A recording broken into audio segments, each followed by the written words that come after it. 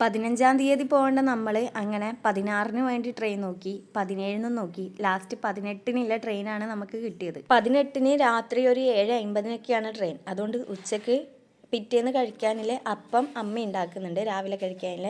പിന്നെ ലെമൺ റൈസൊക്കെ ഉണ്ടാക്കി നമ്മളങ്ങനെ പാക്കൊക്കെ ചെയ്ത് എല്ലാവരോടും ബൈ ബൈ പറഞ്ഞ് നമ്മൾ സ്റ്റേഷനിലെത്തി. രാത്രി അപ്പോൾ ട്രെയിൻ ഒരു 7:50-നായിരുന്നു ഉണ്ടായത്. പക്ഷെ ലേറ്റായിട്ട് 8:30 മറ്റും എത്തും. അതുകൊണ്ട് വീട്ടിൽ നിന്ന് ഏട്ടൻ മാത്രമേ വന്നിട്ടുണ്ടായിട്ടില്ല. രാത്രിയിലേക്ക് കഴിക്കാൻ പൊതിച്ചോറ് നമ്മൾ എടുത്തിട്ടുണ്ടായിന്. അത് നമ്മൾ കഴിച്ചു. പക്ഷേ അതിൻ്റെ വീഡിയോ ഒന്നും എടുക്കാൻ പറ്റിയില്ല. നമ്മൾ രണ്ടാളും വരുമ്പോൾ ഇട്ട ഡ്രസ്സ് ഇതാണ്. പക്ഷേ നമ്മൾ തൽക്കാലം എടുത്തുകൊണ്ട് നമുക്ക് AC കമ്പാർട്ട്മെൻറ്റ് കിട്ടിയിട്ടില്ല. അതുകൊണ്ട് സ്ലീപ്പറിലായിരുന്നു നമ്മൾ പോയിട്ടുണ്ടായത്. സ്ലീപ്പർ ആയതുകൊണ്ട് തന്നെ ഒടുക്കത്തെ ചൂടായിരുന്നു. അതുകൊണ്ട് നമ്മൾ രണ്ടും ഡ്രസ്സൊന്ന് ചേഞ്ച് ചെയ്തിട്ടുണ്ടായി. സ്ലീപ്പർ ആയതുകൊണ്ട് തന്നെ ഫുള്ള് സൗണ്ടും കാര്യമൊക്കെ ആയിട്ട് ഉറക്കം തീരെ റെഡി ആയിട്ടുണ്ടായില്ല. വസൂട്ടൻ മോശമില്ലാതെ ഉറങ്ങിയെങ്കിലും പെട്ടെന്ന് രാവിലെ തന്നെ എണീറ്റിട്ടുണ്ടായിന്. ഒരു 6 മണി ആകുമ്പോഴൊക്കെ തന്നെ എണീറ്റിട്ടുണ്ടായിന്. അതുകൊണ്ട് നമ്മൾ രണ്ടാളും ഉറക്കം പോവുകയും ചെയ്തു. രാത്രി അത്യാവശ്യം നല്ല ചൂടുണ്ടായിട്ടാണ് നമ്മൾ ഡ്രസ്സ് മാറ്റിയത്. പക്ഷെ രാവിലെ ആകുമ്പോഴേക്ക് അത്യാവശ്യം നല്ല തണുപ്പും ഉണ്ടായി. രജിക്ക് ട്രെയിനിൽ കയറിയാൽ ഉറങ്ങുന്നതിന് വലിയ ബുദ്ധിമുട്ടൊന്നും ഉണ്ടാവാറില്ല. പക്ഷേ സ്ലീപ്പർ ആയതുകൊണ്ട് രജി അധികം ഉറങ്ങിയിട്ടില്ല എന്നാണ് പറഞ്ഞത്. ഞാൻ പക്ഷേ എപ്പോൾ ട്രെയിനിൽ കയറിയാലും എൻ്റെ ഉറക്കം റെഡിയാവാറില്ല.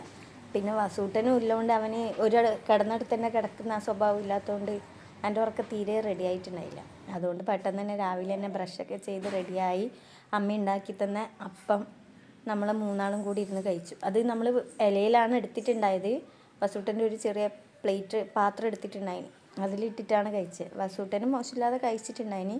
ഫസ്റ്റ് ടൈം ഞാൻ ട്രാവൽ ചെയ്യുമ്പം ട്രെയിനിൽ നിന്ന് അത്യാവശ്യം എല്ലാ ഫുഡും കഴിച്ചു നോക്കണം എന്നൊക്കെയുള്ള മൈൻഡിലായിരുന്നു വന്നിട്ടുണ്ടായത്. പക്ഷേ രജി പണ്ട് തൊട്ടേ അങ്ങനെ ട്രെയിനിൽ നിന്നൊന്നും ഫുഡ് വാങ്ങി കഴിക്കുകയില്ല. ഹെവി ഫുഡ് തീരെ ട്രെയിനിൽ ട്രാവൽ ചെയ്യുമ്പോൾ കഴിക്കാറില്ല എന്ന് എന്നോട് പറയാം. അപ്പോൾ ആദ്യമായിട്ട് കയറിയ ട്രെയിനിൽ വന്നപ്പം എനിക്ക് എല്ലാ ഫുഡും വാങ്ങിച്ചു തന്നിട്ടുണ്ടായി. പക്ഷേ കഴിച്ച് നോക്കിയപ്പം എനിക്ക് മനസ്സിലായി ട്രെയിനിലെ ഫുഡ് തീരെ കൊള്ളൂല കഴിക്കാൻ.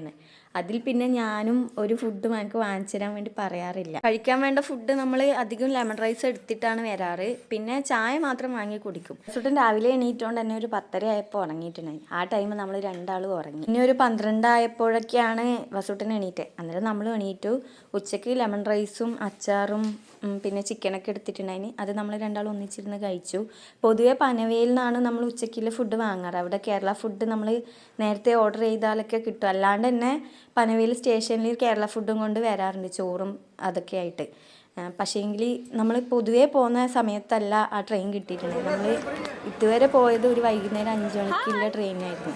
അപ്പം അവിടെ പനവേൽ കൃത്യം ഒരു 12:30ക്ക് മുമ്പായിട്ട് എത്തുമ്പം കറക്റ്റ് ഫുഡിൻ്റെ ടൈം ആകുമ്പോൾ അവിടെ നിന്ന് ഫുഡ് ഓർഡർ ചെയ്താൽ ഫുഡ് കിട്ടാറുണ്ട്. പക്ഷേ ഇതിപ്പോൾ 2-2:30ക്ക് ശേഷം മറ്റാണ് അവിടെ എത്തുന്നതുകൊണ്ട് നമ്മൾ ഫുഡ് എടുത്തിട്ടാണ് വന്നത്. പിന്നെ സ്റ്റേഷനിൽ വസൂട്ടന് പിന്നെ ബോറടിച്ച് തുടങ്ങി. എല്ലാവർക്കും ബോറടിച്ച് തുടങ്ങി. ഇനി അങ്ങനെ വസൂട്ടനും കൊണ്ട് ഇടയ്ക്ക് സ്റ്റേഷനിൽ ഇറങ്ങും അങ്ങനെയൊക്കെ.